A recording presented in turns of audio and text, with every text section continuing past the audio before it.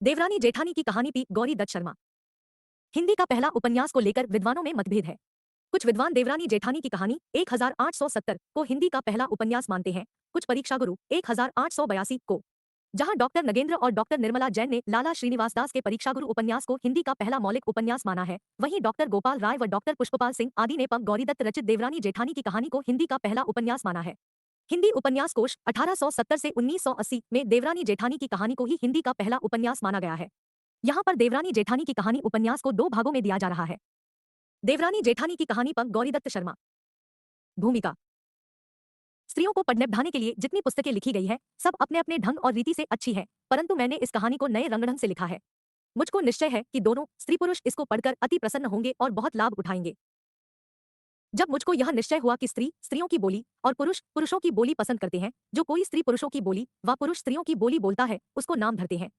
इस कारण मैंने पुस्तक में स्त्रियों ही की बोलचाल और वही शब्द जहां जैसा आशय है लिखे हैं, और यह वह बोली है जो इस जिले के बनियों के कुटुंब में स्त्री पुरुष व लड़के वाले बोलते चलते हैं।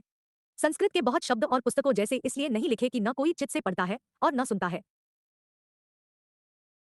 इस पुस्तक में यह भी दर्शा दिया है कि इस देश के बनिए जन्ममरण विवाहादि में क्या क्या करते हैं, पढ़ी और बेबधी स्त्रियों में क्या क्या अंतर है, बालकों का पालन और पोषण किस प्रकार होता है और किस प्रकार होना चाहिए, स्त्रियों का समय किस किस काम में व्यतीत होता है और क्यों कर होना उचित है। बेबधी स्त्री जब एक काम को करती है उसमें क्या क्या हानि होती है, पढ़ी हुई जब उसी काम को करती है उससे क्या क्या लाभ होता है। स्त्रियों की वह बातें जो आज तक नहीं लिखी गई मैंने खोज कर सब लिख दी है, और इस पुस्तक में ठीक ठीक वही लिखा है जैसा आजकल बनियों के घरों में हो रहा है। बाल बराबर भी अंतर नहीं है। प्रकट हो कि यह रोचक और मनोहर कहानी Shriyut M Kemson Sahib, director of public instruction Bahadur को ऐसी पसंद आई, मन को भाई और चित्त को लुभाई कि शुद्ध करके इसके छपने की आज्ञा दी और 200 पुस्तक मोल ली, और श्रीमन महाराजाधिराज पश्चिम देशाधिकारी श्रीयुत लेफ्टिनेंट गवर्नर बहादुर के यहाँ से चिट्ठी नंबर 2672 लिखी हुई 24 जून सन 1870 के अनुसार इस पुस्तक के कर्ता पंडित गौरीदत्त को 100 रुपए इनाम मिले। दया उनकी मुझ पर अधिक वित्त से जो मेरी कहानी पढ़े चित्त से, रही भूल मुझसे जो इसमें कहीं बना अपनी पुस्तक में लेवे वहीं। दया से, कृपा से, क्षमा रीति से, छिपावे बुरों को भले प्रीति से। पं गौरीदत्त शर्मा। देवरानी जेठानी की कहानी भाग 1। मेरठ में सर्वसुख नाम का एक अग्रवाल बनिया था। मंडी में आड़त की दुकान थी। आसपास के गांवों से लोग सौदा लाते, इसकी दुकान पर बेच जाते। पैसा रुपया तुलाई का इसके हाथ भी लग जाता, और कभी भाव चढ़ा देखता तो 1000 का नाजपात लेकर दुकान में डाल देता और फायदा देख उसे बेच डालता। ब्याज बट्टे और गिरवी पाते की भी उसे बहुतेरी आमदनी थी। हाटवेली, धन दौलत, दूध पूत परमेश्वर का दिया उसके सब कुछ था, और यह इसने अपने ही पुरुषार्थ से किया था। मॉम बाप तो पिछले हैजे में 5 वर्ष का छोड़कर मर गए थे। चाचा ने पाला था। थोड़े ही दिन हुए होंगे जब तो कुकड़ियों बेचा करे था, चनाच बेना करता, खौचा सिर पे लिए गलियों में फिरा करे था। फिर इसने परचून की दुकान कर ली। मुंशी टिकट नारायण और हरसहाय काबली शहर के अमीरों की इसके यहाँ उचापत उठने लगी। इसमें परमेश्वर ने ऐसी की सुनी की आड़त की दुकान हो गई। जहां थों से माल आने लगा, बड़ी इज्जत बढ़ गई। लोग 50,000 रुपए का भरम करने लगे। सच है जिसे परमेश्वर देता है छप्पर फाड़ के ऐसे ही देता है। बड़ा भला मानस था। अड़ोसी पड़ोसी सब इससे राजी थे। पुण्यदान में बहुत तो नहीं परंतु छठे छमाहे कुछन कुछ करता रही था। बड़ी अवस्था में आप ही अपना विवाह किया था। पहले 2 लड़कियों हुई, बड़ी का नाम पार्वती, छोटी का प्यार का नाम सुखदेई रखा। फिर ईश्वर ने उपरातली 2 लड़के दिए। बड़े का नाम दौलत राम, छोटे का नाम छोटे छोटे पुकारने लगे। इन सब बहन भाइयों की कोई 2-2 3-3 वर्ष की छुटाई बड़ाई होगी। बड़ी लड़की दिल्ली विवाही गई। छोटी लड़की की मंगनी बंशीधर कबाड़ी के यहाँ हापुड़ हुई।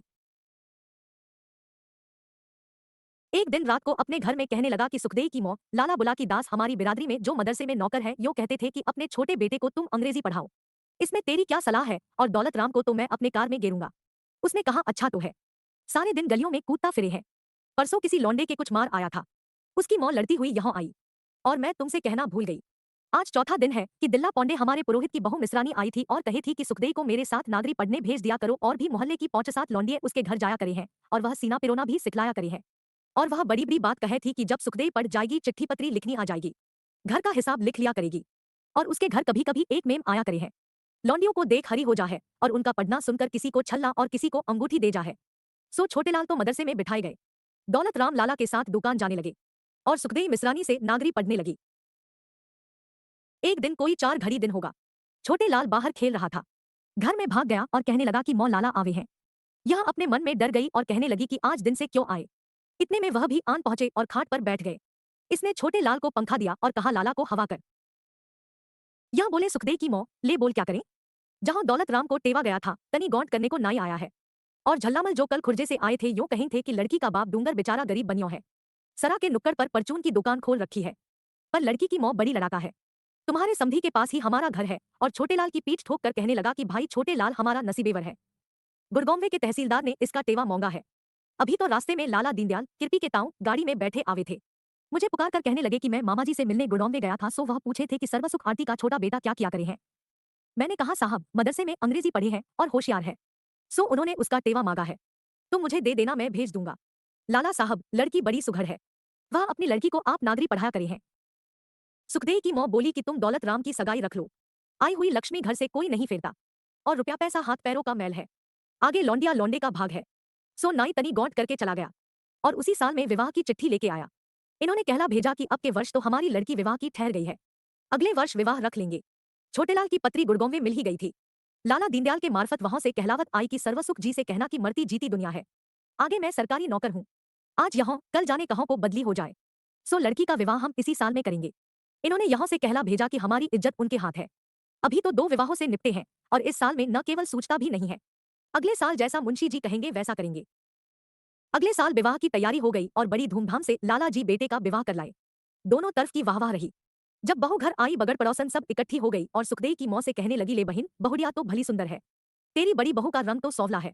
जो कोई बड़ी बूढ़ी आती है बहू कहती पौंफ पड़ू जी, वह कहती बहुत शीली सपूती हो, बूढ़ सुहागन रह। जब कोई इसके बाप के घर की बात पूछती वह ऐसी मीठी बातों से जवाब देती कि सब प्रसन्न हो जाती, बिना बातों नहीं बोलती, चुपकी बैठी रहती। वह जब अवसर पाती अपनी पोथी ले बैठती। मोहल्ले और बिरादरी की बैरबानियों में धूम पड़ गई कि फलाने की बहू बड़ी चतुर है, कोई कहती बड़े घर की बेटी है, इसका बाप तहसीलदार है, अंग्रेजी पढ़ा हुआ है, अपनी बेटी को आप पढ़ाया है। कोई कहती जी इसके साथ जो नायन है वह कहे थी इस पे सीनी पिरोना भी आवे है और भली अच्छी फुलकारी भी काढ़ी है। सुखदेव का अभी गौना नहीं हुआ था, बाप ही के घर थी। ननद भावजों का बड़ा प्यार हो गया, दोनों पढ़ी भी मिल गई। सुखदेव इतनी पढ़ी हुई न थी परंतु चिट्ठी पत्री तो अच्छी तरह से लिख लिया करी थी। इसने अपनी सब पढ़ी हुई भनेलियों को बुलाया और उनका लिखना पढ़ना अपनी भावज को दिखलाया। जब दौलतराम विवाह के लाए थे तो पट्टा फेर करते लाए थे। इसका कारण यह था कि लड़की के बाप घर में पहले ही कुछ नहीं था, विवाह ही में उघड़ गया, गौना क्या करेगा। सो तब से दौलतराम की बहू ज्ञानो ससुराल ही में थी। जब कोई बैरबानी बाहर की आती न तो बैठने को पीढ़ा देती और न उसकी बात पूछती, और जो कुछ कहती भी तो ऐसी बोलती जैसे कोई लड़े है। सास से तो रात दिन खटपट रखे थी और जब कोई देवरानी को इसके सामने सराहती तो कहती हाँ जी वह तो अमीर की बेटी है, मैं तो गरीब बनिए की बेटी हूँ। मुंह से कुछ नहीं कहती पर देवरानी को देख देख फूकी जाती और जभी से छोटी ननद से भी जलने लगी। बड़ी ननद पार्वती से बड़ा प्यार था और वह विवाह में बुलाई हुई आई थी और प्यार होने का कारण यह था कि वह भी लगावाब थी, उधर की इधर और इधर की उधर। अब बहू को आए 8-10 दिन हुए होंगे कि उसका भाई रामप्रसाद मझोली लेके विदा कराने को आया। लाल सर्वसुख जी ने भी जैसे बनियों में रस्म होती है दे लेकर बहू को विदा कर दिया और बहू के भाई से चलते चलते यह कह दिया कि भाई पहुंचते ही राजी खुशी की चिट्ठी लिख भेजना। जब सुखदेव के विवाह को 3 वर्ष हो चुके हापुड़ से गौने की चिट्ठी आई। लाला ने घर में आके सलाह की। सुखदेव की मौं ने कहा मैं तो 5वें वर्ष करूंगी। लाला ने समझा दिया कि जिस काम से निपटे उससे निपटे, यह काम भी तो करना ही है और यह भी कहा है कि धीबेटी अपने घर ही रहना अच्छा है। अर्थात सुखदेव भी अपने घर गई और वहां अपने कुनबे की लौंडियों को नागरी पढ़ाने लगी। लाला सर्वसुख का माल रेल पे लदने जाया करे था, वहां के बाबू से इसकी जान पहचान हो गई थी। एक दिन कहने लगा कि बाबूजी हमारा छोटा लड़का मदरसे में अंग्रेजी पढ़ने जाया करे है, वह कहे था जो तुम कहो तो तुम्हारे पास काम सीखने आ जाया करे। बाबू ने कहा कल तुम उसे हमारे पास दफ्तर में भेजना। छोटे लाल अगले दिन वहां गया, बाबू को अपना लिखना दिखलाया, उसकी पसंद आया, इससे कहा तुम रोज रोज आया करो। यह जाने लगा।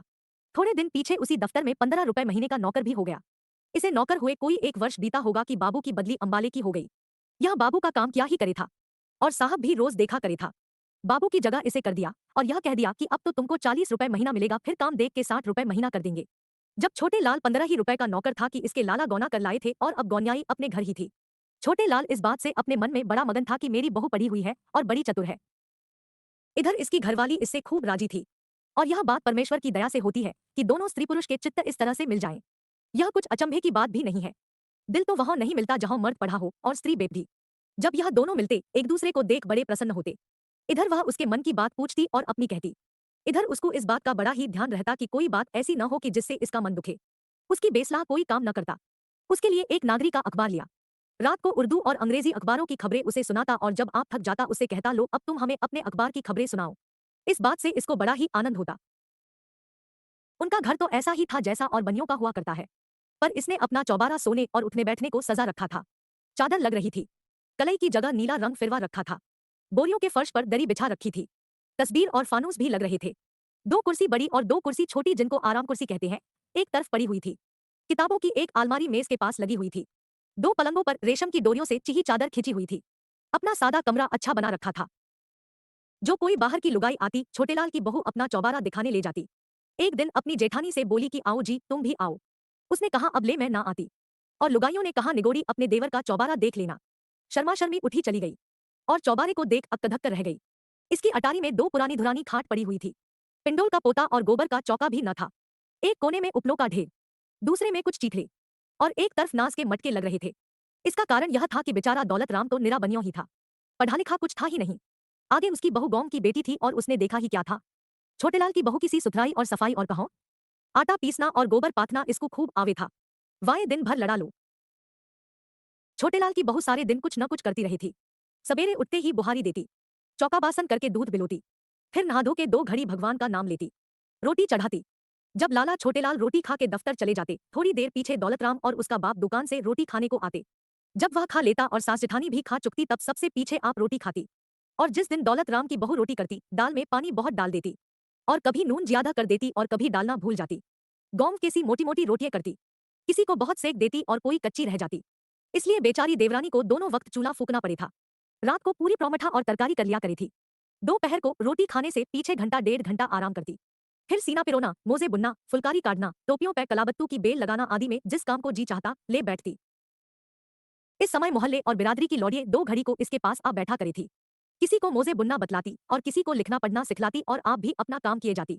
जब कभी इस काम से मन उछटता तो अपनी पोथी में से सहेलियों और भनेलियों को कहानियां सुना सुना कर कभी रुलाती और कभी हंसाती।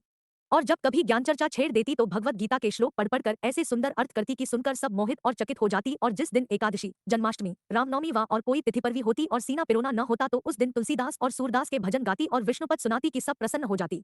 रात को जब सब व्यालू कर चुकते यह अपने चौबारे में चली जाती और रात को 10 बजे तक जहांथों की बातचीत करके हंसती और बोलती रहती। सुखदेव के भांजे का विवाह यहाँ मारवाड़े में हुआ था। हापुड़ से अपनी बहू को लेने आया। अगले दिन लाला सर्वसुख से दुकान पर मिलने गया।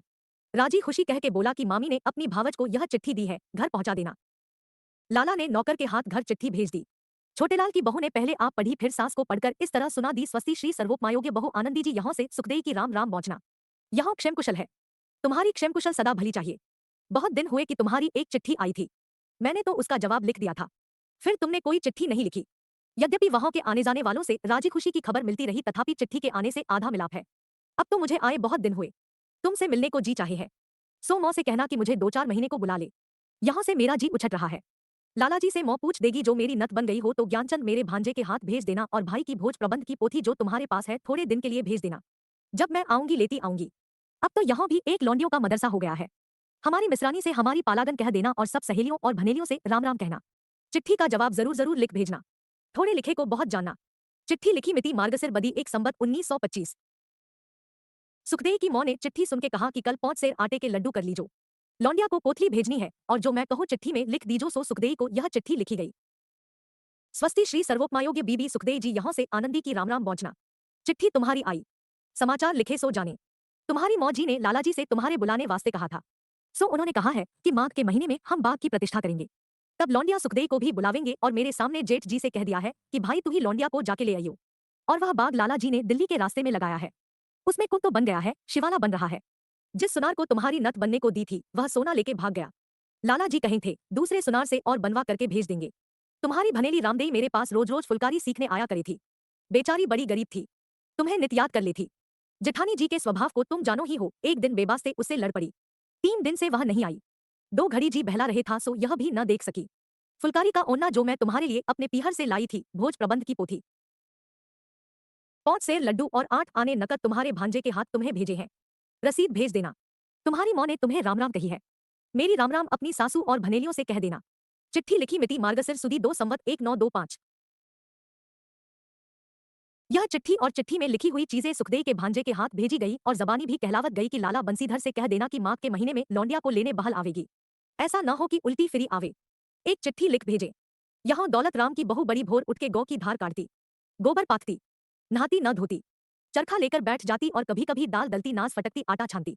10-10 और 20-20 मन नाज दुकान से इकट्ठा आ जाए था। उसे अकेली बोरियों और कट्टों में भर देती। काम तो बहुतेरा करे थी पर वैरविश्वाद बहुत रखे थी। और यह सास ने दोनों देवरानी जेठानियों को जैसा जिस जोग देखा काम बांट दिया था। पीसना खोटना चरखापूनी ऐसी मेहनत के काम देवरानी से नहीं हो सके थे, इसलिए कि उसने बाप के घर किए नहीं थे, परंतु वह उससे 10 गुने अच्छे काम कलाबत्तू और गोटा किनारी के जाने थी। पीसने खोटने में क्या रखा है, घड़ी भर पीसा 2 पैसा का हुआ। वह 8 आने रोज का कढ़ावट का काम कर लेती। जेठानी रोटी खा के फिर चरखा ले बैठती। इस जैसी इसकी भी 2 एक भनेलियों थी, सो कोई न कोई इसके पास आ बैठी करे थी। यह उससे देवरानी का ही झींकना झींकती। सासू का खोट बतलाती कि मेरी सास बड़ी दोजगन है, छोटी बहू को जो कोई आधी बात कहे है तो लड़ने को उठे है। ससुर जी से मेरी रात दिन कटनी करे है, यूं कहे हैं यह तो कच्ची रोटी करे है, बहन जिस पे जैसी आती होगी वैसी करेगी। और यह मेरी देवरानी बड़ी खोट और चुपचोटी है। मेरा देवर 70 चीजें लावे है, दोनों खसमजोरू खावे हैं, किसी को एक चीज नहीं दिखलाते। छड़ियों के मेले के दिन जरा सा मूंग का दाना मेरे वास्ते लेके आई थी, सो मैंने तो फेर दिया, हमें तो जैसा मिल गया खा लिया। मेरी देवरानी छटों भर पक्का घी दाल में डाल के खावे है। इस प्रकार से नित चुगली करती और अपनी देवरानी को सुना सुना चरखा काटती जाती, ताने महने और बोली ठोली मारती जाती कि ले पीसे कोई और खावे कोई।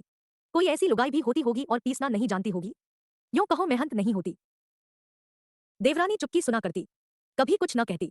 एक दिन उसने इतना कहा था कि जेठानी जी तुम्हारा कैसा स्वभाव है, बाहर की लुगाइयों के सामने तो बोली थाली की बात मत कहा करो, इसमें घर की बदनामी है।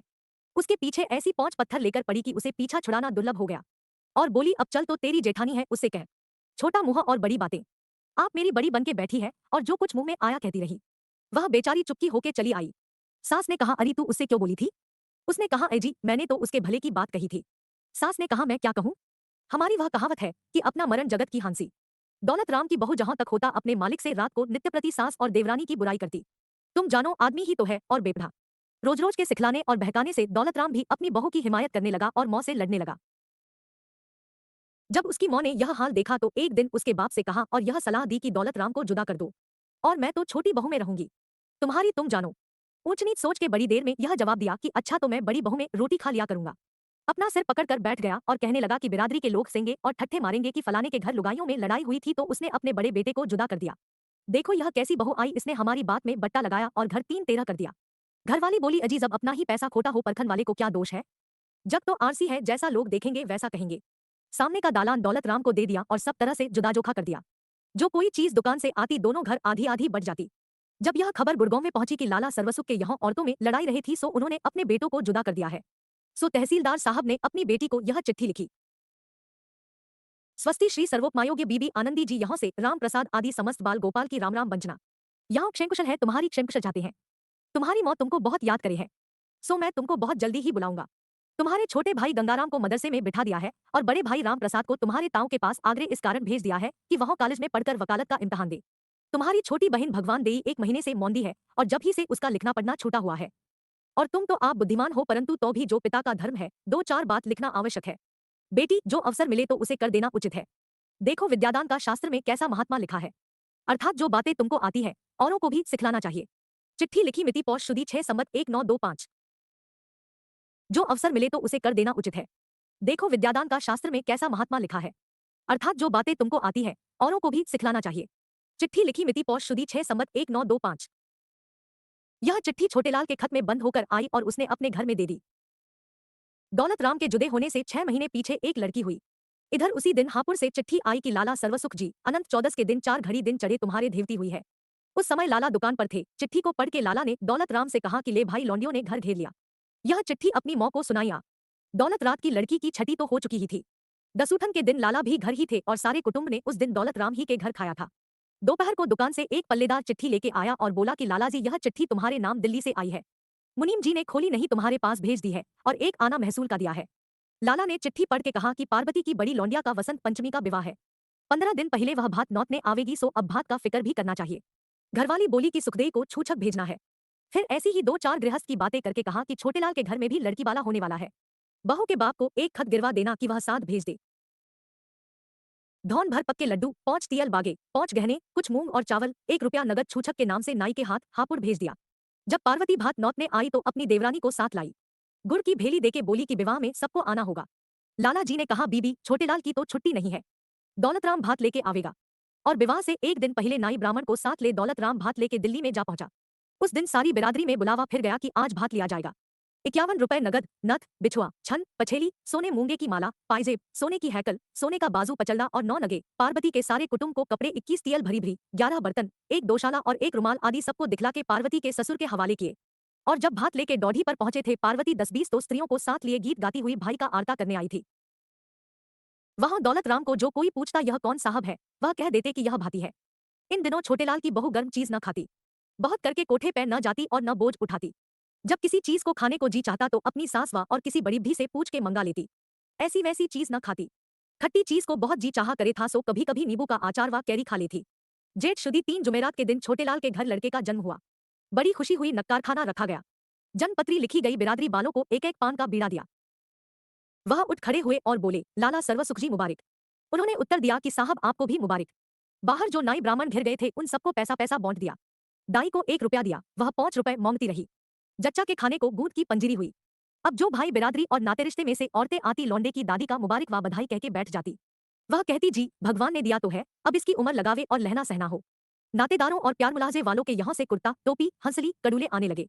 धी ध्यानों के यहाँ से जो आए थे उनमें से किसी को फेर दिया और किसी का रख लिया और 2-2 4-4 रुपए जैसा नाता देखा उन पर रख दिए। तहसीलदार के यहाँ से भी छूछक अच्छा आया। सारी बिरादरी में वाह वाह हो गई। जिनके स्वभाव खोटे पड़ जा है फिर सुधरने कठिन पड़ जा है। यह कुछ तो खुशी हुई पर जेठानी एक दिन को भी आके न खड़ी हुई। छठी और दसूठन के दिन चरखा लेके बैठी और जिस दिन देवरानी 40 दिन का नहा नहा के उठी तो उस बिरियों नाक में बत्ती दे के छींका और सास और देवरानी को सुना सुना यह कहती कि जिनके नसीब खोटे हैं उनके बेटी हो है और जिनके नसीब अच्छे हैं उनके बेटे हो है। एक दिन सास तो लड़ने को उठी भी पर बहू ने समझा लिया कि जो किसी के कहने सुनने से क्या हो है, हमारा भगवान भला चाहिए। जिस दिन हिजड़े नाचने आए लुगाइयों को दिखलाने को पैसा बेल का दे गई। छोटे लाल ने लौंडे को खिलाने को एक टहलवी रख दी और उससे यह कह दिया कि बच्चे को राजी राखियो।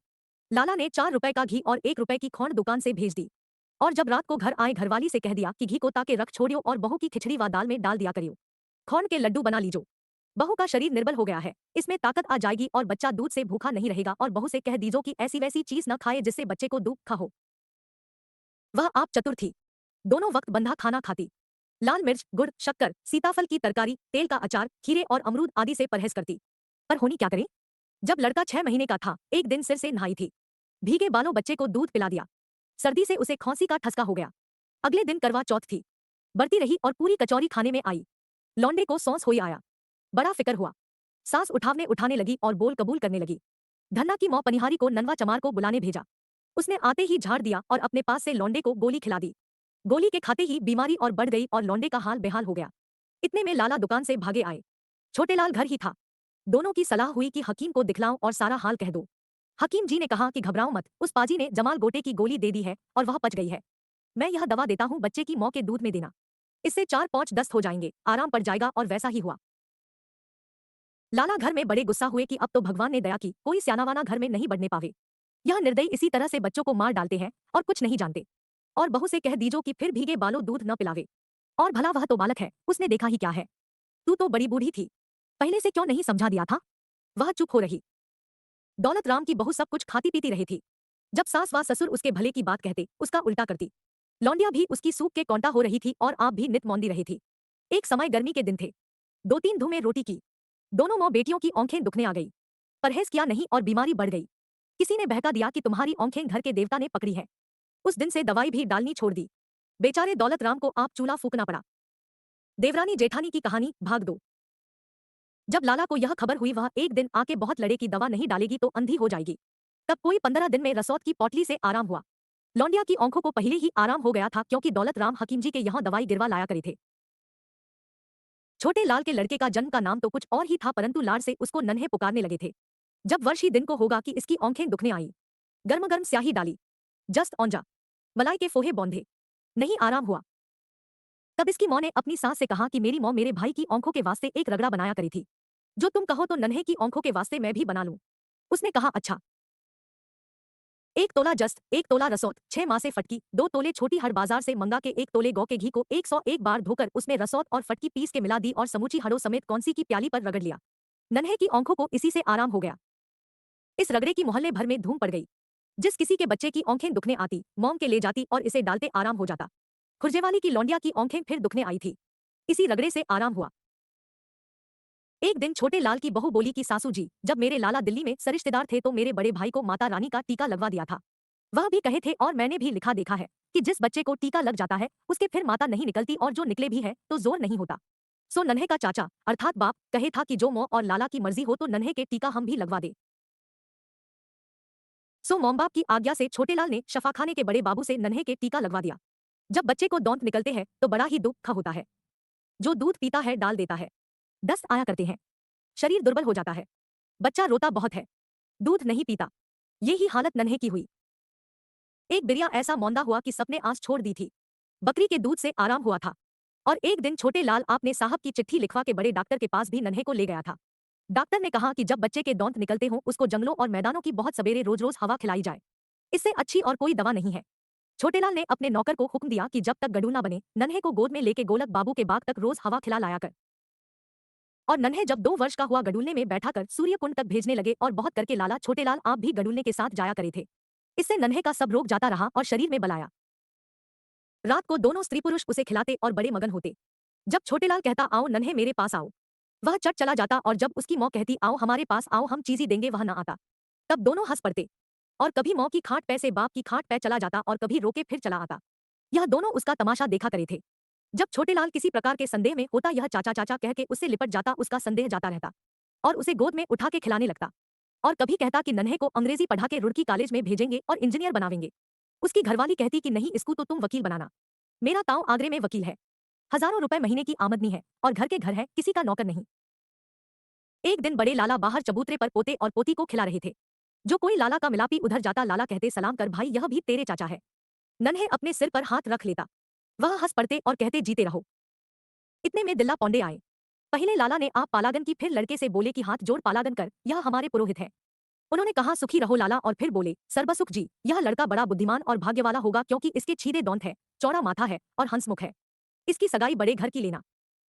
लाला ने कहा देखो महाराज तुम्हारी दया चाहिए। परमेश्वर ने बुढ़ापे में यह सूरत दिखाई है। कहीं जीवे सगाई बधाई तो पीछे है। पौंडे जी ने कहा लाला साहब दौलत राम की लड़की दुबली क्यों है। उन्होंने कहा महाराज मौंदी थी और चुप हो रहे। अब दौलतराम की लड़की 3 वर्ष की हो गई थी और जब 2 ही वर्ष की थी एक दिन दौलतराम की बहू उसे छोटी दिल्ली और बड़ी दिल्ली दिखला रही थी और घुघु माहू के खिला रही थी अर्थात कभी उछालती और लपकती और कभी पैरों पर बिठा के उसे नीचे करती। इससे लौंडिया की हंसली उतर गई। रोई और चिल्लाई बहुत। वह तो सिबिया की चाची एक पड़ोसन थी। उसे बुलाया। उसने आके चढ़ाई। एक बिरियों ऐसा ही और हुआ था कि यह अपनी लौंडिया को खशखश बराबर नित अफ्यून दिया करी थी। वह इसलिए कि वह अपने काम धंधे में लगी रही थी, वह चरखपूनी किया करती। लौंडिया नशे में खटोले पर पड़ी हुई खेला करती। एक दिन लौंडिया का जी अच्छा नहीं था। रोवे बहुत थी। उसने जाना कि इसका नशा उतर गया है, चने बराबर और दे दी। थोड़ी देर पीछे मुंह में झाग झाग हो गए। हुचकी भरने लगी। यह हाल देख सुखदेई की मां ने दौलत राम को दुकान से बुलवाया। वह हकीम जी को लाया। तब उन्होंने रद्द करने की दवा दी। उससे कुछ आराम पड़ा और लौंडिया मरती मरती बची। दौलत राम की बहू की भनेली जिसका नाम नथिया था कोर्ट पर रही थी और कभी कभी इसके पास आया करे थी। उसका मालिक साहब लोगों में कपड़े की फेरी फिरा करे था। दीनानाथ कपड़े वाले की दुकान पर नौकर था। जब सायंकाल को सारे दिन का हारात का घर आता नून तेल का झीकना ले बैठती। कभी कहती मुझे गहना बना दे, रोती झिंकती लड़ती भिड़ती उसे रोटी न करके देती। कहती कि फलाने की बहू को देख गहने में लद रही है। उसका मालिक नित नई चीज लावे है। मेरे तो तेरे घर में आके भाग फूट गए। वह कहता अरे भगवान जाने भगवान रोटियों की क्यों कर गुजारा करे है। तुझे गहने पाते की सूझ रही है। एक न सुनती। रात दिन क्लेश रखती। वह दुखी होकर निकल गया और अपनी चिट्ठी भी नहीं भेजी। एक दिन वह अपनी भनेली से मिलने आई थी। वह तो घर नहीं थी, छोटेलाल की बहू के पास चली गई। उसने बड़े आदर सम्मान से उसे बिठाया और पूछा कि तुम्हारा क्या हाल है। उसने सारी विपता अपनी कही और यह भी कहा कि मैंने सुना है कि बसंती का चाचा बाप जयपुर में लक्ष्मीचंद सेठ की दुकान पर मुनीम है। तुम मेरी तरफ से एक ऐसी चिट्ठी लिख दो कि वह हमको वहां बुला ले, वह आप यहाँ चला आए और जैसा मेरा हाल है उसके लिखने में कुछ संदेह मत करो। मैं जीते जी तुम्हारा गुण नहीं भूलूंगी। छोटेलाल की बहू ने यह चिट्ठी लिखी। स्वस्ति श्री सर्वोपरि विराजमान सकल गुण निधान बसंती के लालाजी बसंती की चाची की राम राम वंचना। जिस दिन से तुम यहाँ से गए हो बाल बच्चे मारे मारे फिरे हैं। तन पे कपड़ा नहीं, पेट की रोटी नहीं, कोई बात नहीं पूछता कि तुम कौन हो। लोग अपने बच्चे को मिले ठेले सैरतमाशे दिखलाते फिरे हैं और तुम्हारे बच्चे गलियों में डकराते फिरे हैं। मेरी विपता का कुछ हाल मत पूछो। 5 वर्ष तो इतने कठिन मालूम नहीं दिए, परंतु इस काल में जो कुछ था सब बेच खाया। और यह मुझसे खोटी मती स्त्रियों के पास बैठने से ऐसा हुआ। जैसा मैंने किया वैसा मैंने पाया। अब मेरी पहली सी बुद्धि नहीं रही। मेरा अपराध क्षमा करो और हमको वहां बुला लो या तुम यहाँ चले आओ। आगे और क्या लिखूं? चिट्ठी लिखी आश्विन बदी 4 सन 1926। जब ये चिट्ठी उसके पास पहुंची सुनते ही रो पड़ा और फिर वहां से आके अपने सारे कुटुंब को जयपुर ले गया। दौलत राम की लड़की 3 वर्ष की थी कि एक लड़का हुआ। उसका खुशी हुई, परंतु छोटेलाल की बहू बड़ी मगन हुई और कहने लगी कि हे भगवान तैने मेरी ऊपर बड़ी दया की। जो लौंडिया सिवाल होती तो मुझे काहे को जीने देती। उस लड़के नाम कन्हैया रखा। जो कोई पूछती री लौंडा राजी है। अच्छे बिच्छे को कहती कि नित मौंदा रहे हैं। दूध नहीं पीता। किसी के सामने दूध नहीं पिलाती, न उसको दिखलाती। गोद में ढक के बैठ जाती इसलिए कि कभी नजर न लग जाए। नित टोनेटोट के गंडे तावीज करती रही थी। जो कोई स्याना दीवाना आता इससे रुपयाधेली मार ले जाता, अर्थात जो मूर्ख स्त्रियों के काम है और उनसे किसी प्रकार का लाभ नहीं है किंतु बड़ी हानि है, सब करती और अपनी देवरानी को सुना सुना और स्त्रियों से कहती कि बहन बेटा तो हुआ है जो वैरी जीने देंगे। जब छोटेलाल की बहू मौंदी ही थी कि एक लड़का और हुआ। उसका नाम मोहन रखा और उसको धा को इस कारण दे दिया कि बीमारी में बच्चे की मौं का दूध सूख गया था। इधर उसका इलाज होने लगा, उधर मोहन धा के पलने लगा। धा का 2 रुपए महीना कर दिया और यह कह दिया कि जब लड़के को तुझसे लेंगे राजी कर देंगे। वह मल्याने गांव में शहर से 2 कोस अंतर से रही थी। तीज त्योहार के दिन आती, त्योहारी ले जाती और जब कभी छोटेलाल व उसका लाला घर होते, चौन्नी व अठन्नी धा को दे देते और उसकी लल्लोपत्तो कर देते कि घबराइयो मत, इस घर से तुझे बहुत कुछ मिलेगा। और वह धा जाटनी थी, उसका जाट लाला की दुकान पर पैंट के दिन घी बेचने आया करे था। सो लाला उससे भी कह दिया करे थे कि भाई हमारे तुम्हारे घर की सी बात है और वह लौंडा तुम्हारा ही है, उसको राजी रखना। छोटेलाल की बहू को तो जब ही आराम हो गया था, 5वें वर्ष लड़के को धा से लेने की सलाह ठहरी। एक दिन मुहूर्त दिखला के उस जाट से कह दिया कि फलाने दिन तुम दोनों 4 घड़ी दिन चढ़े लड़के को लेके चले आओ। वहां आ गए। 25 रुपए और दोनों जाटनी और जाट को 5 कपड़े और 1 रुपया उसकी भंगन आदि को देके छोटेलाल की बहू ने जाटनी की गोद में से लड़के को अपनी गोद में ले लिया। उसकी सास ने कहा बहन तेरे लायक तो कुछ है नहीं, तुम्हें जो दे सो थोड़ा, आगे तेरा घर है, भगवान इसकी उम्र लगावे, तुझे बहुत कुछ देगा। बहू की गोद में लड़का रोने लगा और कहने लगा कि मैं तो अपनी मौं के पास जाऊंगा। सबने कहा यही तेरी मौं है, वह न माना और जाटनी की गोद में आ गया और कहने लगा कि मौं घर को चल। जाटनी आंसू भर लाई और कहने लगी बेटा यही तेरी मौं है और यही तेरा घर है। सुखदेई की मौं ने कहा बीबी 2-4 दिन अभी तू यही रह, जब पर्च जाएगा अपने घर चली जाइयो। यह सब जानते हैं कि छोटे बेटे पर बहुत प्यार होता है और पुत्र से प्यारा क्या है। जिसके घर में इतना धन दौलत हो उसके लाड़ प्यार का क्या ठिकाना है। जब छोटेलाल दफ्तर से आता बाहर से ही पुकारता बेटा मोहन, वह भी घर में से भाग जाता और बाप के हाथ में से रूमाल छीन कर ले आता। उसमें कभी दाल सेंवी और कभी बालूशाही और इमरती पाता और मौं को दे देता। मौं बड़े को तो दादी का लाडला बतलाती और छोटे को आप ऐसा चाहती कि आठों पहर अपनी आंखों के सामने रखती, किसी का भरोसा न करती, जहां आप जाती उसे साथ ले जाती। थोड़े ही दिन में उसे 100 तक गिनती सिखला दी, नागरी के सारे अक्षर बतला दिए। नन्हे की अवस्था 7 वर्ष की थी जब उसे पौंडे के यहाँ मुहूर्त करा के अंग्रेजी पढ़ने को मदरसे में बिठला दिया था। नन्हे की सगाई कई जगह से आई पर छोटेलाल और उसकी बहू ने फेर दी और यह कहा जब 15-16 वर्ष का होगा तब विवाह सगाई करेंगे। बाबा दादी ने कहा यह तुम क्या गजब करे हो, जब स्याना हो जाएगा कौन विवाह सगाई करेगा। लोग कहेंगे कि यह जाति में खोटे होंगे जो अब तक विवाह नहीं हुआ। लाचार इनको बुलंद शहर की सगाई रखनी पड़ी और जिस दिन सगाई ली गई और नन्हे टीका करवा के उठा, दौलतराम की बहू उसी समय बाहर से आग लाई, चक्की पीसने बैठी, सिर धोया और अपनी मरी मौं को याद कर बहुत रोई। सबने बुरा कहा और दौलतराम भी बहुत गुस्सा हुआ। छोटेलाल की बहू की मामा की बेटी दिल्ली से मेरठ में विवाही हुई आई थी। उसकी बेटी जब 9 वर्ष की थी कोयल में शिवलाल बनिए के बेटे से विवाही गई थी और उसके भी एक ही बेटा था। एक दिन कोठे पर खड़ा पतंग उड़ा रहा था और पेच लड़ा रहा था। ऊपर को दृष्टि थी, आगे जो बढ़ा धड़ाम दे तिमंजिले पर से नीचे आ रहा और पत्थर पर गिरा, हड्डियों का चकनाचूर हो गया, सिर में बहुत चोट लगी। 2 दिन जिया, तीसरे दिन मर गया। सो दिल्ली वाली की लौंडिया 10 वर्ष की अवस्था में विधवा हो गई थी। किरपी नाम था, बड़ी भोली भोली लौंडिया थी, ऊपर को निगाह उठा के नहीं देखी थी। अपनी मासी से विष्णु सहस्त्रनाम पढ़ लिया था, नित पाठ किया करे थी और जाप करे थी, कथावार्ता सुनती रही थी, कार्तिक और माघ नहाती, चंद्रायन के व्रत करती। मौं ने तुलसी का विवाह और अनंत चौदस का उद्यापन करवा दिया था। जगन्नाथ और बद्रीनाथ के दर्शन भी कर आई थी। कभी कभी अपनी मौं के पास मासी से मिलने आया करी थी। वह इसे देख देख बड़ी दुखी होती और अपनी बहन से कहती कि देखो इस लौंडिया ने देखा ही क्या है, यह क्या जानेगी कि मैं भी जगत में आई थी, किसी के जी की कोई क्या जाने है, इसके जी में क्या क्या आती होगी। इसके साथ की लौंडिये अच्छा खावे हैं, पहिने हैं, हंसे हैं, बोले हैं, गावे हैं, बजावे हैं, क्या इसका जी नहीं चाहता होगा। 7 फेरों की गुनहगार है, पत्थर तो हमारी जाति में पड़े हैं। मुसलमानों और साहब लोगों में दूसरा विवाह हो जाए है और अब तो बंगालियों में भी होने लगा। जाट, गुजर, नाई, धोबी, कहार, अहीर आदियों में तो दूसरे विवाह की कुछ रोक टोक नहीं। आगे धर्मशास्त्र में भी लिखा है कि जिस स्त्री का उसके पति से संभाषण नहीं हुआ हो और विवाह के पीछे पति का देहांत हो जाए तो वह पुनर्विवाह योग्य है, अर्थात उस स्त्री का दूसरा विवाह कर देने से कुछ दोष नहीं।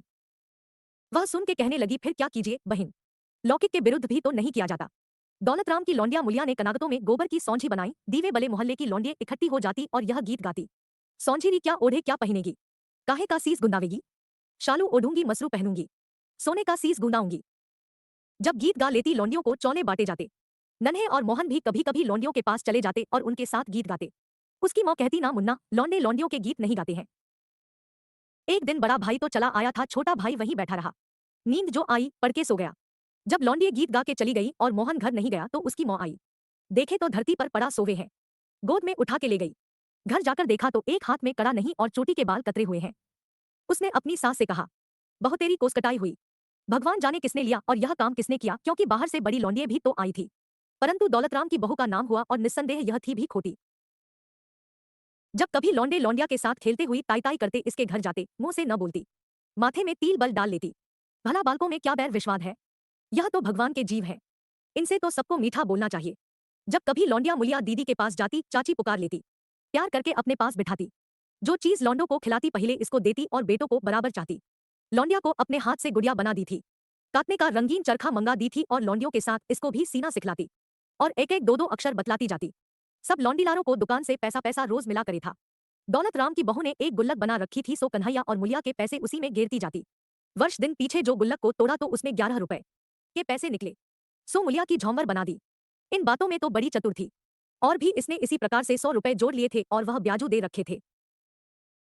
छोटेलाल की बहू ने एक पैसा भी नहीं जोड़ा था, जो लौंडे लाए सब खर्च करा दिए। इस कारण केवल जोड़ने और जमा करने के विषय में दौलत राम की बहू सराहने योग्य थी। एक दिन मोहन संध्या समय खेलते खेलते घर में से बाहर चला आया। दिवाली के दिन थे। एक जुआरी ने, जो देखने में भला आदमी दिख पड़े था, आते ही मोहन को गोद में उठा लिया और कहा कि तेरे बाबा ने तुझे खौंड के खिलौने देने को बुलाया है और आज बाजार में बड़ा तमाशा होगा। यह बालक ही तो था। बोला मैं अपनी मौं से पूछ आऊं। उसने कहा मैं तेरी मौं से पूछ आया हूं, तुझे तमाशा दिखा के छोड़ जाऊंगा। जाड़ा जाड़ा कह के उसे अपनी चादर में दुबका लिया और जंगल को ले गया। अंधेरी रात थी। चिमन तिवारी के बाग में ले जाके उससे बोला कि तुम मुझे अपना गहना दे दो। वह रोने लगा। फिर उसने कहा जो रोवेगा तो गला घोंट के कुएं में गिर दूंगा। तुम जानो अपनी जान सबको प्यारी है। बेचारा बालक डर गया और चुप हो रहा। उसने इसके कड़े, बाली और तगड़ी उतार ली और बाएं हाथ की उंगली में जो सोने की अंगूठी थी उसको ऐसा दांतों से किचकिचा कर खींचा कि उंगली में लहू निकलने लगा। फिर इस निर्दयी ने उस बालक से पूछा कि तू मुझे पहचाने भी है? उसने कहा नहीं। यह सुन और उसे एक गड्ढे में धक्का दे चंपत हुआ। उधर जब दीवे बल गए और मोहन घर नहीं आया तो वहां तलाबेली पड़ी। दादी मोहल्ले के लौंडों के घर पूछने गई। उन्होंने कहा वह एक आदमी के साथ तमाशा देखने दुकान गया है। दुकान को आदमी दौड़ाया, वहां कहाँ था। यह खबर सुनते ही लाला और दौलतराम दोनों उठे चले आए और छोटेलाल भी घर आ गया। मोहल्ले और सारे शहर में ढूंढ फिरे, कहीं कुछ पता न लगा।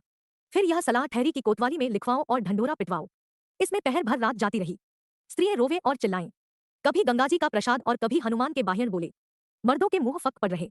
औरतों पर गुस्से हो कि लौंडे को इन्होंने खोया कि क्यों गहना पहनाया था। मोहन के जान इनके गहने ने ली। अब सबको यही संदेह हुआ कि किसी ने गहने की लालच गला घोंट के कुएं में गिर दिया। बड़े लाला ने जमादार के कहने से 5-7 पल्लेदार बुलवा, मशाले जलवा सब दरवाजों से बाहर लोगों को देखने भेजा। बागों और मंदिरों के कुओं में कौंटे डाल डाल सब जगह देखा। जब चिम्मन तिवारी के बाग में पहुंचे उस मशाल के साथ दौलतराम था। कुएं को देख जूही आगे बढ़े और गड्ढे के पास को निकले तो दौलतराम के कान में किसी बालक के सुबकने का शब्द सुनाई दिया।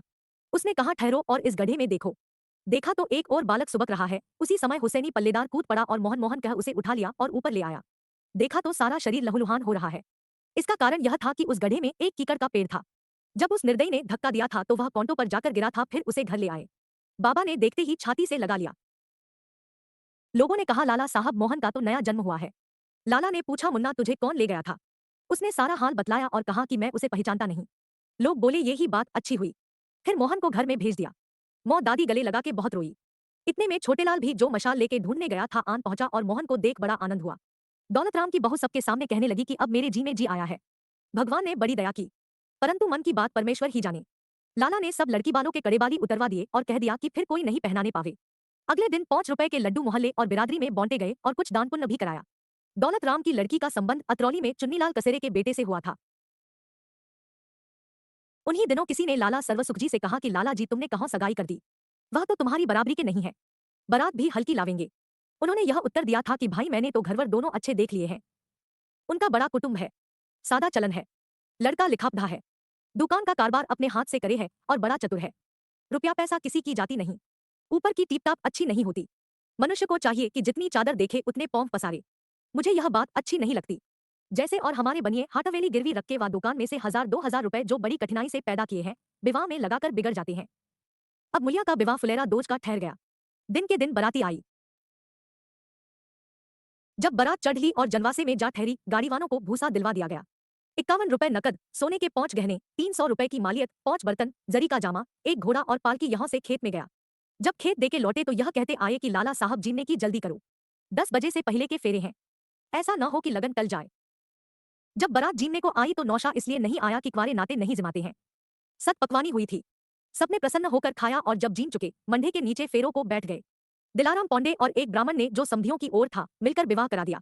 फेरों पर से उठ के भूर बौंटी और फिर समधी जनवासे में चले गए। जब कोई पहर भर दिन चढ़ा, बारात में से लड़कों को बुला भेजा कि बस्यावल जीन जाओ। दोपहर पीछे बेटी वाले के यहाँ से नौतनी गई। रात को बराती ताशे बजवाते जाचकियों से गवाते अनार और महताबी छोड़ते जीमने आए। अगले दिन जब बरीपुरी होली बिदा की ठहरी, उस समय लाला सर्वसुख जी ने सब बरातियों के 1-1 रुपए नारियल टीके किया। उसमें बड़ी वाहवाह रही। 21 तियल, 1 दोशाला, 11 बर्तन, एक बड़ा भारी टोकना, कुछ रुपए नकद और पकवान आदि उस समय समधी को दिया। और कमीनों को ले दे लाला सर्वसुख और दौलतराम ने हाथ जोड़ के कहा कि लाला साहब हमसे कुछ नहीं बन आया, तुमने हमको ढक लिया। वह बोले लाला तुमने हमारा घर भर के बाहर भर दिया। फिर दुल्हा और दुल्हन को पलंग पर बिठा के धान बोए। लौंडिया रोने लगी कि मैं तो सासू के नहीं जाऊंगी। उस समय उसकी मौ, दादी और चाची समेत और जो स्त्रियां खड़ी थी सब आंसू भर लाई। उन सबको रोते देख दौलतराम की आंखों में से भी आंसू निकल पड़े और कहने लगा बेटी रोवे मत, तुझे जल्दी बुला लेंगे। फिर लड़की और लड़के को पालकी में बिठा दिया और बुढ़ाने दरवाजे तक सब बिरादरी के आदमी बारात को पहुंचाने आए। समधियों से राम राम कर अपने अपने घर चले गए। लाला सर्वसुख जी की सलाह 3 रोटी देने की थी। कहीं छोटेलाल के मुंह से निकल गई थी कि 2 ही रोटी बहुत है। इस बात पर दौलतराम की बहू बहुत नाचकुदी और कहने लगी कि छोटेलाल की गौंड का क्या खर्च होता, अभी तो मालिक बैठा है। नन्हे की सगाई बुलंदशहर में झुन्नी मुन्नी के यहाँ हुई थी। वह खत्ती भरा करे थे। नाज का भाव जो गिरा उन्होंने अपनी चारों खत्ती बेच दी। इसमें उनको 2000 रुपए बन रहे। सो उन्होंने यह सलाह की कि भाई लौंडिया का विवाह कर दो, यह इसी के भाग के हैं। विवाह सुझवा के सर्वसुख जी को एक चिट्ठी भेजी कि 7वां 30 का विवाह न केवल सूझे है, बहुत शुभ भी है, सो तुमको रखना होगा और पीछे से नाई साहे चिट्ठी लेके आवेगा। जब यह चिट्ठी यहाँ आई लाला ने छोटेलाल और दौलतराम को उनकी मौ के सामने बुला के सलाह की। ये ही ठहरी कि रख लो, जहाँ 100 नहीं सवाएं। छोटेलाल ने कहा कि हमें अपने काम से काम है, बहुत सी टीप टाप में कहों की नमूद मरीजा है। लाला की घरवाली बोली कि कल को 2 रुपए का कुसुम भेज देना, हम रैनी तो चढ़ा ले और गोटा किनारी लेते आना, दिन क्या रह गए हैं, आगे सीना पिरोना है। लाला बोले यह सब काम दौलतराम कर देगा और भाई छोटेलाल कल चौधरी को बुला के पूछो तो सही कि कितने कितने गाड़ी हो है। छोटेलाल ने कहा कि पहले सवारी लिखी जाए कि कितनी बहेली जाएंगी, तब 2 जगह पूछ कर किराए कर लेंगे। दौलतराम ने कहा चबीनी तो 2 दिन पहले हो जाएगी क्योंकि गर्मी के दिन है, बहुत दिन में पकवान बुझ जा है। अगले दिन यहाँ से बुलंदशहर की चिट्ठी का उत्तर लिख दिया गया है और थोड़े दिन पीछे वहां से नाई साहे चिट्ठी लेके आया। उसमें 7 बान लौंडे के और 5 बान लौंडिया के लिखे थे। तिवास के दिन सारी बिरादरी को जेवनहार हुई। जो जीवने नहीं आया उसका परोसा घर बैठे गया। जब लौंडा घोड़ी चढ़ लिया रात को बारात चल दी और हापुड़ जा ठहरी। वहां लाला ने पहले ही आदमी भेज दिए थे कि वहां जाकर बंशीधर से कह के बाग में कढ़ाई चढ़वा दे। सो वहां सब सामान तैयार था। लाला ने बरातियों से कहा लो भाई नहा धो के पहले भोजन कर लो। रात को चबीनी बौंट के फिर चल दिए और दोपहर से पहले बुलंदशहर जा पहुंचे। शहर के बाहर से बेटी वाले के घर खबर करने को नाई भेज दिया। जब बारात चढ़ ली गाड़ीवानों से दाने भूसे पर तकरार हुई। ताशे वालों और जाचकियों ने एक एक आदमी के 2-2 परोसे मांगे। जब वारदवारी हो चुकी तब नौशे को जनवासे में ले गए और जब लौंडा फेरों पर से उठ के थापा पूछने गया वहां उसने यह 4 छन कहे और एक एक छन का 1-1 रुपया लिया। 1 छन पिरा की आइयों और छन पिरा की जोड़ा, दूसरा छन जब कहूंगा जब ससुर देगा घोड़ा, 2 छन पिरा की आइयों और छन पिरा की धार, अब का छन जब कहूं जब सासू देंगी हार, 3 छन पिरा की आइयों और छन पिरा की बोता, धौसा लेके ब्याहने आया सर्वसुख का पोता।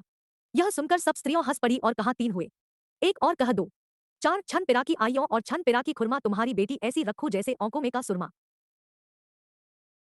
2 रात बारात वहां रही और विदा होकर बराती आनंद पूर्वक अपने घर आ गए। यहाँ खोड़िए में अर्थात विवाह वाली रात को अड़ोसन और बिरादरी की स्त्रियां इकट्ठी हुई। सबने गायब जाया। पैसा पैसा बेल का दिया नाचकूद हो रहा था कि चौधरी की बहू ने कहा री दौलतराम की बहू कहाँ है। उसकी सास बोली अपने घर पड़ी सोवे है। उसने कहा यहाँ क्यों नहीं आई, कहीं लड़ी तो नहीं थी। छोटेलाल की बहू ने कहा नहीं जी, यहाँ तो उसे किसी ने आधी बात भी नहीं कही। वह बोली उसे मैं लाऊं हूं और 2-4 लुगाइयों को साथ ले उसके घर पहुंची और शर्माशर्मी सोती को उठा के लाई और सबके बीच बिठा के उससे ढोलक बजवाई। वह बेचारी गाना बजाना क्या जाने थी। ढोलकी के बजते ही सब लुगाई हंस पड़ी। वह वहां से उठ खड़ी हुई और रूस के अपने घर चली गई। सबने मनाया फिर न बैठी।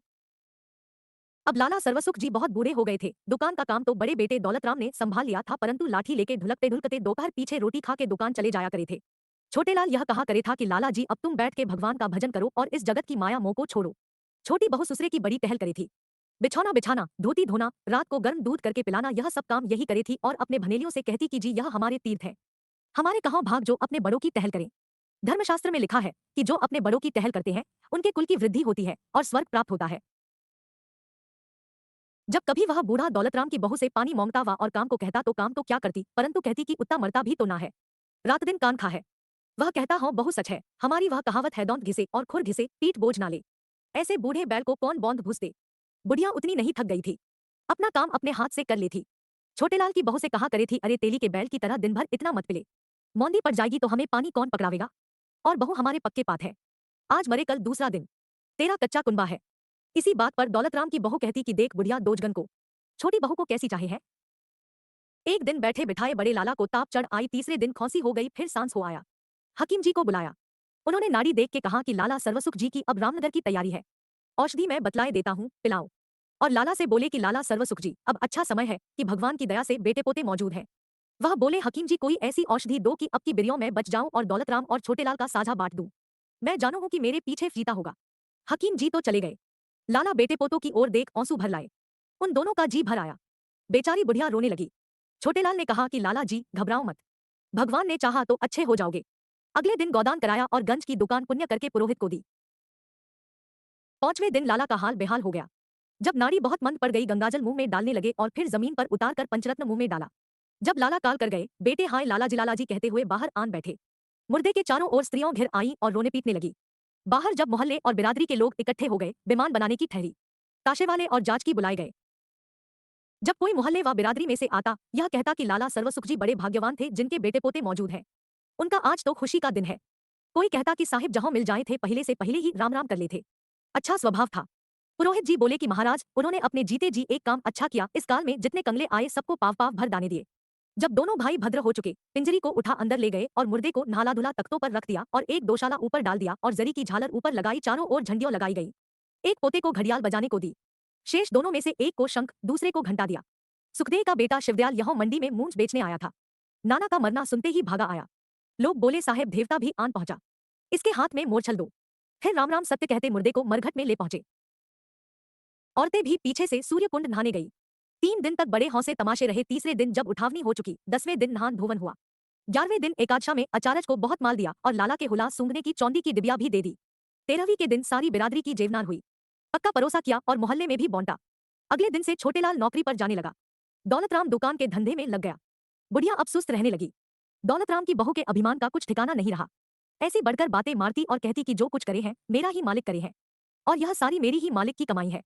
जो चीज लाला के सामने छोटेलाल के घर दुकान से आया करे थी, आना बंद हो गई। बुढ़िया बहुतेरा कहती पर उसकी कौन सुने था। बहू के सिखाए में आके दौलतराम की दृष्टि भी फिर गई। छोटेलाल ने एक दिन अपने घर में सलाह की कि भाई तो सारा मालमता दबा बैठा, साझा बांटने के नाम से बात नहीं करता, अब क्या करें। उसने कहा सुनो जी, हम क्या छाती पर रख कर ले जाएंगे और आगे कौन ले गया है। बिरादरी वाले कहेंगे कि बाप के मरते ही फजीता हुआ। जब तक बुढ़िया बैठी है चुप ही रहो, आगे जो होगा देखी जाएगी। भगवान का दिया हमारे यहाँ भी सब कुछ है। बाप को मरे 6 महीने बीते होंगे कि बुढ़िया मर गई। दौलतराम की बहू बोली बाप का मरना तो बड़े बेटे ने किया, मौका मरना छोटा बेटा करेगा। चौधरी की बहू ने कहा कि दुकान तो अभी साझे में है। उसने बोली कि है किसका साझा, अपना खाना अपना पीना। बाहर मर्दों में भी यही चर्चा फैली। दौलतराम ने एक न मानी। छोटेलाल का ही खर्च उठा। मौ को बड़े गाजे बाजे के साथ निकाला। पहले से अच्छी बिरादरी की जेवनहार कर दी। जब छोटेलाल ने देखा बड़ा भाई किसी प्रकार से नहीं मानता, साझा बांटने के नाम लड़ने को दौड़े है, एक वकील की सलाह से तकसीम की अर्जी दे दी। इस पर जवाबदेही दौलतराम ने की कि यह सब मेरा पैदा किया हुआ है। हाकिम ने इस मुकदमे को पंचायत में भेज दिया। पंचों ने न्याय की रीति से आधा बांट दिया। दौलतराम को पंचों का कहा अंगीकार करना पड़ा, क्योंकि उन्होंने समझा दिया कि जो तुम इसके न मानोगे और आगरे की सुध धरोगे तो बिगड़ जाओगे। मंडी की दुकान दौलतराम के पास रही। इस पर भी दौलतराम की बहू कहने लगी कि हमको पंचों ने लुटवा दिया। जिस हवेली में दोनों भाई रहे थे छोटेलाल के हिस्से में आई। इस कारण दौलतराम को दूसरी हवेली में जाना पड़ा। जिस दिन दौलतराम की बहू उठ के गई, चलती चलती 2 खिड़कियों के किवाड़ और चौखट उतार के ले चली। जू ही दोवारी पहुंची, चौखट से ठोकर खा के गिरी। बोली है भगवान उत्ते बैरी यहां भी चैन नहीं देते, और बड़बड़ करती चली गई।